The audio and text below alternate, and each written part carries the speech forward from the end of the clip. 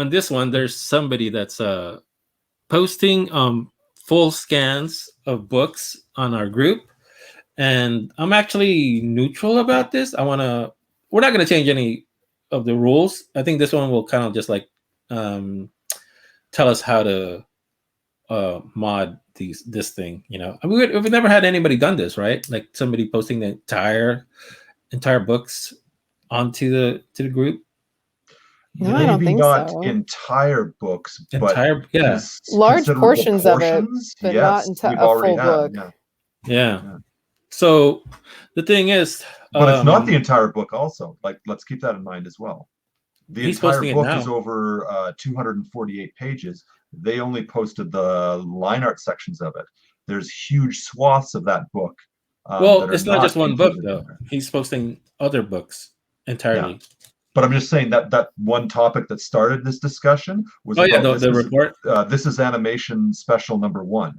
Mm-hmm. And he never did post and said and specifically stated in his topic that he's not posting. Did I get it wrong that he's not posting entire books? Maybe it's a non-issue. So for one of the posts that I saw that was reported, he said he only posted the art parts. He did not include the parts that were text only. Which is correct. Mostly because nobody could read it. Yeah, I can confirm. I own those books, and I can confirm that that is not the entirety of the content. In fact, it's not even half the content of the book. Mm-hmm. Right, but it does kind of bring to question, because technically it is piracy, and our group rule is, that we don't allow illegal downloads and that kind of thing. Mm-hmm. However, I think that there are situations where piracy is okay, and one of those is media preservation. Yar. So, for an example, if a book is out of print, hasn't been translated or republished in a long time, I don't see an issue with sharing and preserving that by scanning it. Okay. Because there's not an easy way to get it. Like, there's not an easy legal way to get it, right? Yeah. That's one of my points. That's my stance. I think media piracy is okay for the sake of preservation, because there's a lot of things that we wouldn't have if people didn't do that. Like, there have been entire films from the early 1900s that have been rescued because people have somehow gotten a pirated version, and then it ends up being one of the only copies left in the entire world. Yeah. There's actually like an active effort to preserve the original part of, like, the way it was put in the theaters, Star Wars, like all the original 3. There's actually people that are restoring it. They're putting it, at first it was like a 2K, and now people are doing it for 4K. And it's like, because I don't know if they have it somewhere, but they've changed the originals so much that, and we don't know if it's like, it should be stored somewhere, the original cut, but none of us, are getting it. And, I'm all for it, of course. Absolutely. I have those. It's especially for something like Star Wars, which is such an important part of film history, not especially for America, but also for the world over, because it's become such a huge, beloved property. Gigantic. It's huge. Even if you don't like Star Wars, you owe it to a lot of it to Star Wars, and just like Star Wars owes it to Akira Kurosawa. I don't know, like with the media thing, like the piracy thing and stuff like that. I mean, obviously, as owner operator of the Macross Mecha Manual, I mean, my stance is pretty much clear, but it even goes beyond that. I mean, the Japanese culturally don't seem to think of haven't until recently placed any sort of emphasis on preservation at all. In fact, there's been one story after another about all sorts of different mediums, video games, for example, anime, manga, all that sort of stuff, which has just been lost to time. None of the companies who own it, if they even still exist, have any intent of preserving it at all. And it was only through the efforts of people who curated, archivists, fans, that sort of thing, who actually saved this stuff. You know, I mean, for fuck's sakes, they lost an episode of Evangelion. You know, Yep. that's one of the that's like losing, you know, one episode of Star Wars or something like that. It's just like, oh, you know, we no longer have this episode of Evangelion anymore. It'll always be at, you know, standard definition because somehow somebody lost it. You know, just the carelessness with which they, as a culture, that they don't put an emphasis on it like North American culture would, as far as preservation and archiving stuff. And as a result, a lot of this stuff is lost to, you know, the landfill and whatnot. I've said many a time, like when I've been presenting some of the Macross art and stuff like that, it's like, this is important to save because this is it's such a rare piece that some of the art from Macross gets reprinted again and again and again. You know, we see them in, like, you know, Shoji Kawamori's design works of Macross. We see them in the Macross Chronicle, both editions that was republished and stuff like that. There are certain pieces, the big pieces, that get reprinted again and again and again. But there's so much art from the heyday of Macross, from the 80s, the 90s, the 2000s even, which was presented in magazines and has never been reprinted in any Macross books since, not even the official art books. I have a lot of that art on the Macross Mecha Manual. It's just never appeared anywhere else. I got a hold of it because I found some obscure, you know, Japanese fan magazine that went defunct 20 years ago, and it has like rare line art that has never been reprinted. That has never been, number one, has never been printed in an official Macross art book, and never been reprinted either. It just doesn't. It's just not there. Unless you knew it was in that magazine, it would be lost forever. You know, the VFX is obviously the one to point to. The VFXS, sorry, from Macross 2. That's nowhere. It's absolutely nowhere in any of Big West's content. It would be pretty much lost forever if I hadn't found the magazines and scanned it and put it on the website. It just wouldn't be there. It'd be gone like it never existed. Number two, doing stuff like this is like, we're outside of the theater of which Macross was originally designed for, which was Japanese audiences and legally also availability. Macross had gotten to a point when I started the Macross Mecha Manual where we were never going to get this content ever. It looked like there was no end in sight, and Macross fans would pretty much, you know, die never having access to this material, never seeing it in any form. And so it was important. Another reason for archiving all this stuff is we should be fostering the next generation of creators. You know, I mean, Japan itself has a very strong, flourishing fan art community. Some might even call it a fan art industry, in which they're encouraged to make, you know, fan-derived works of their favorite anime, their favorite manga, and share it. I mean, Masahiro Chiba, the guy who wrote all the technical information and trivia for the Macross franchise for most of its existence, created, you know, derivative works of Macross and sold it at conventions, you know, all these other different places and whatnot. Yeah, it's just a community that exists, and the next generation of mecha creators, of content writers, of creators, and stuff like that, they are born out of fan communities like the Macross fan community. And I can't tell you over the years how many people have messaged me and say, I used your material to make my 3D model of Valkyrie, or I used your site as reference to, you know, create this stuff like that. It never stops. I still get them to That's this day. me. I messaged you that. Yeah, but you don't count. You don't count. Right. But yeah, so like there's like a whole host of reasons to save this art and do something with it, especially if it means something to me or to other Macross fans. Right. Well, and with regard to to fan created works and that kind of thing, even there's not necessarily encouraged, more like we will overlook this.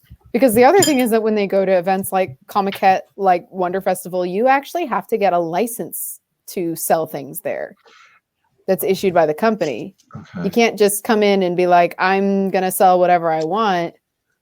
you have to you get permission to sell however many copies when you're at these events. Oh, So they have a whole Is this Japan or is this Yes. North America? Yeah, in Japan. Or, In the US, there are some companies that are an absolute no-go. Disney is definitely one of them.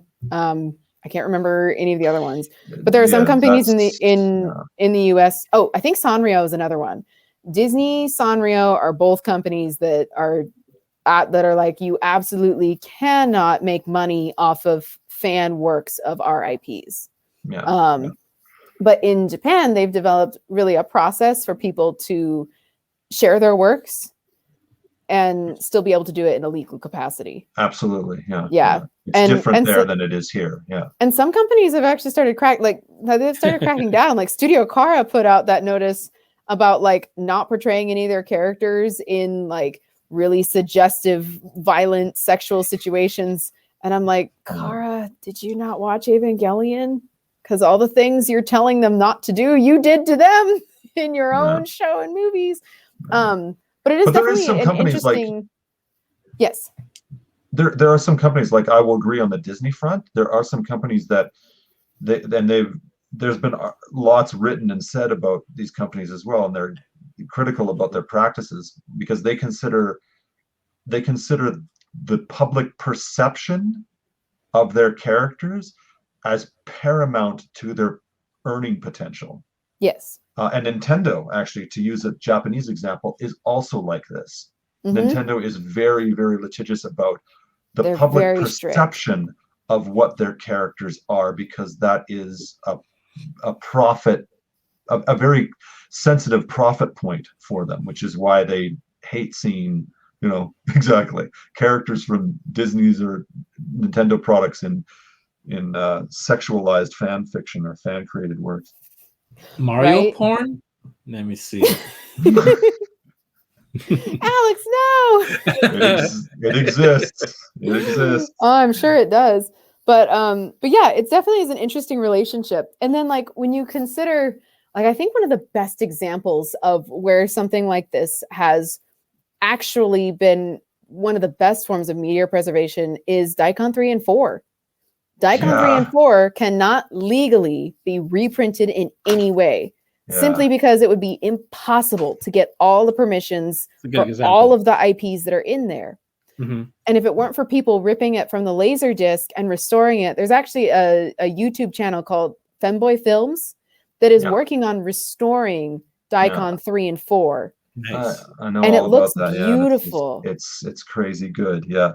And if it weren't for them and for other people ripping it, Daikon 3 and 4 would be gone forever. Yeah, it's VHS quality, what we're seeing right now. It's not even like DVD. That's right. Yeah. I mean, what are they restoring it to? Like 4K? Film. I want to see that. They're restoring. They got original film reels and film scans. I want to see it. And they're restoring it through the film scans. That is so exciting. Yeah.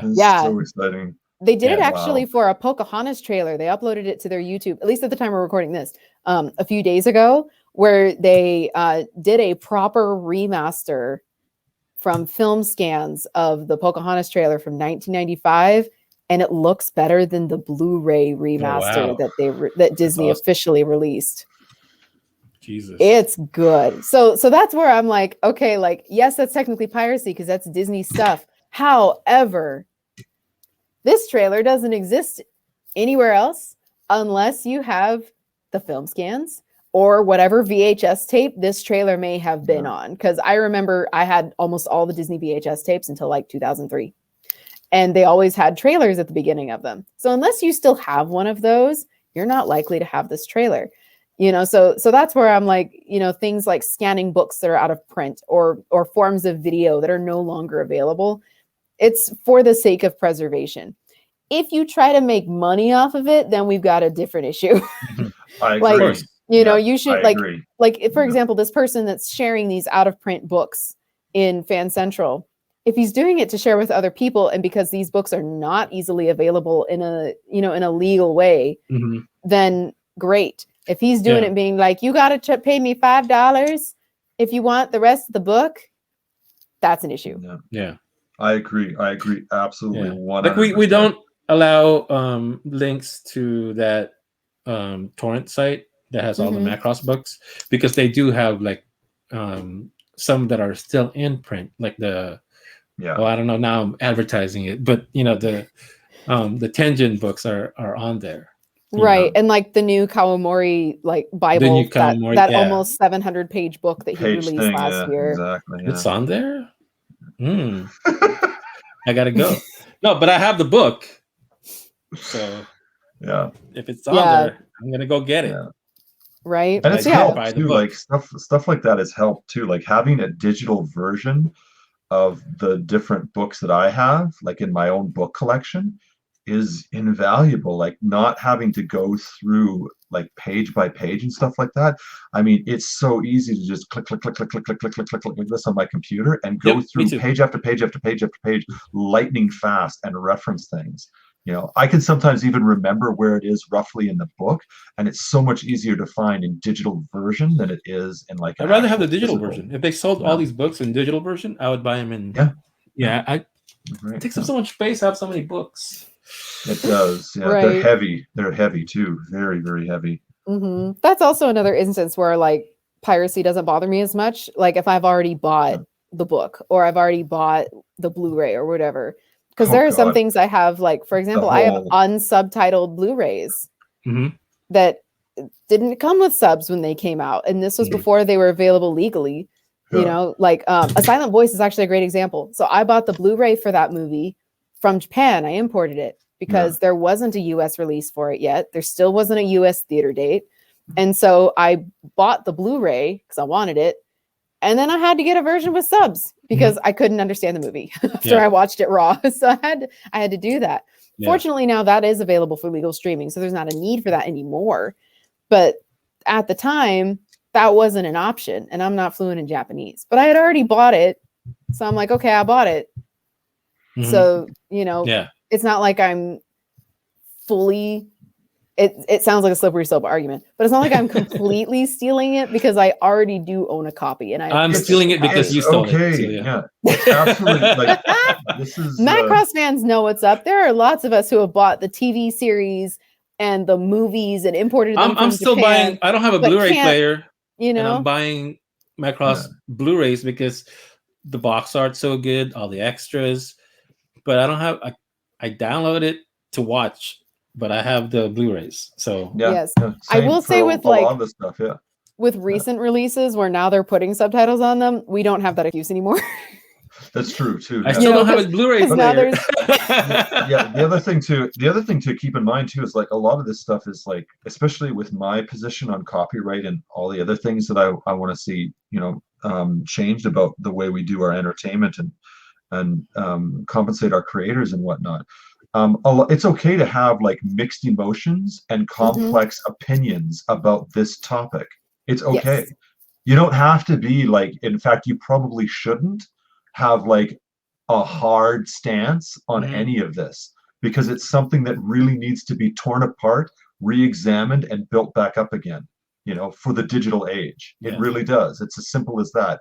And if you have a hard stance on it, it's probably because you don't understand all the nuances of the issue. Or you're being willfully ignorant about it. So it's okay to be, a little ambivalent. That's what I want with Macross Fan Central, that we actually like think these out before we just kind of like, just mod people and not give them a chance to, do what they enjoy. Like, we at least have to have like a good reason for the stuff that we do. I mean, most of the time they don't hear the reasons and they're going to hate us anyways, but at least I know that we try, Yeah. Well, it's a complex issue. Like you said, you can't dismiss it or wish it away with one moderated post, saying, oh, okay, we're just going to delete this topic and pretend the issue doesn't exist. It's just like, it's not how you deal with things. I think that Miles Thomas put it best. So he posted this when he was still working at Crunchyroll. He's no longer working there now. Really? Yeah, he left for a new company. There's a spot open, Celia. No. I'm too scared. But anyway. Oh my God. Do it. Just do it anyway. No, I think they already filled any openings. When they see this. That don't require data management. When they see yeah, sure. They'll see it. All right. they'll see it and be like, she's pro piracy? No, thanks. They were too. This is Crunchyroll we're talking about. Right? But like they invented piracy. Miles put it best. He made this post a couple years ago where he said, support legal means where you can. So if it's available in your country legally, you should be accessing that option.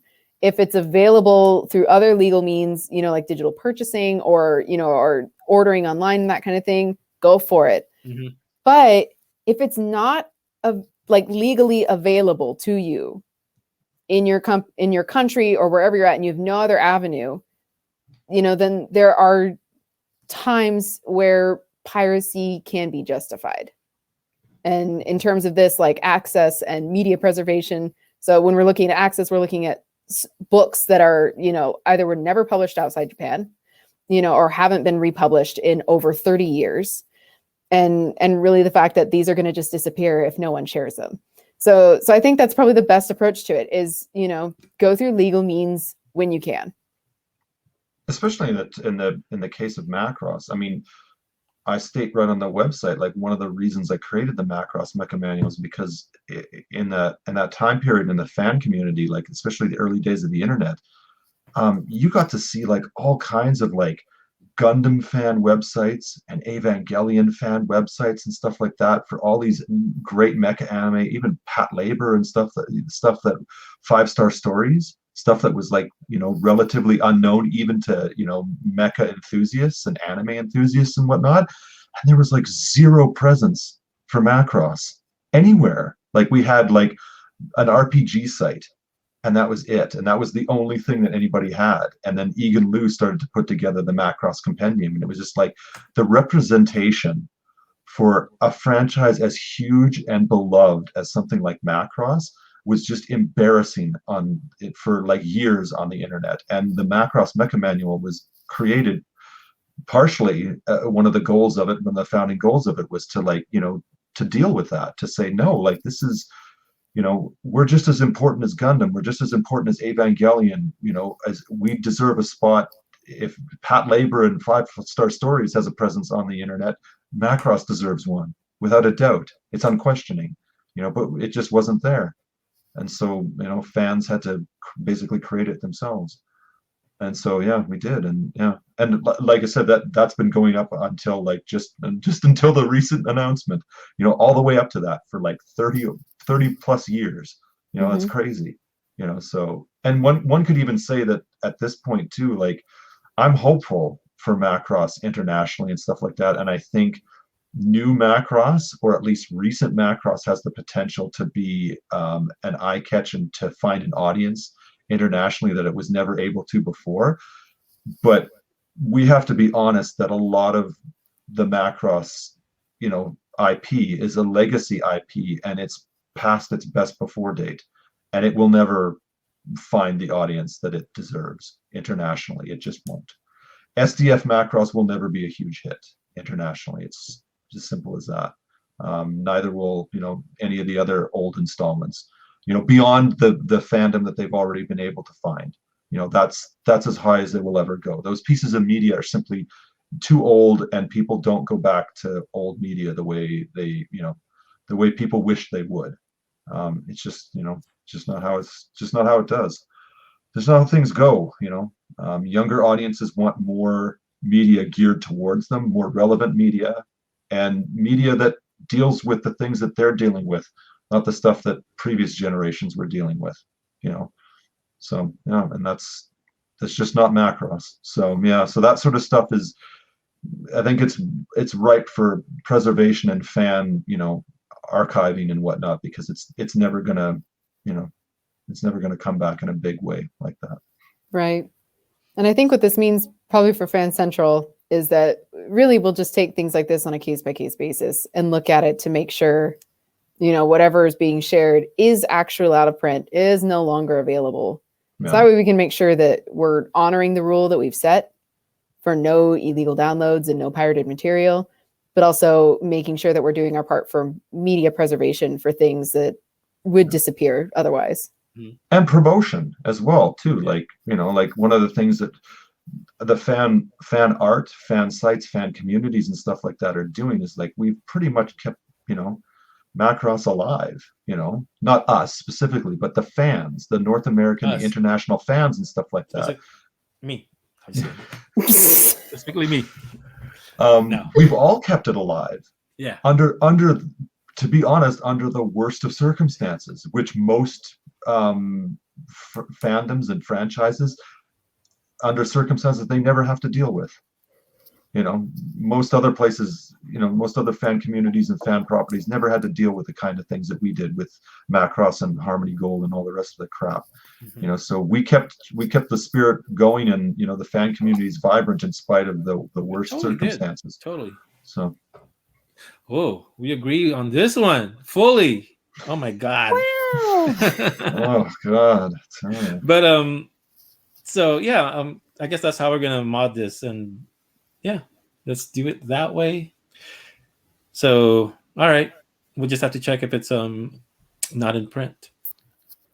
All right, well, thanks for watching with us today, guys. If you agreed or disagreed with anything, we'd love to hear your feedback. You can leave that in the comments section below. Chad, where can people find you? They can find me on Macross Mecha Manual on Facebook. You can also find me on the Macross Mecha Manual on Twitter. You can send me an email at marchingcw@hotmail.com. Or you can find me skulking about on the Discord server for Macross Fan Central every once in a while.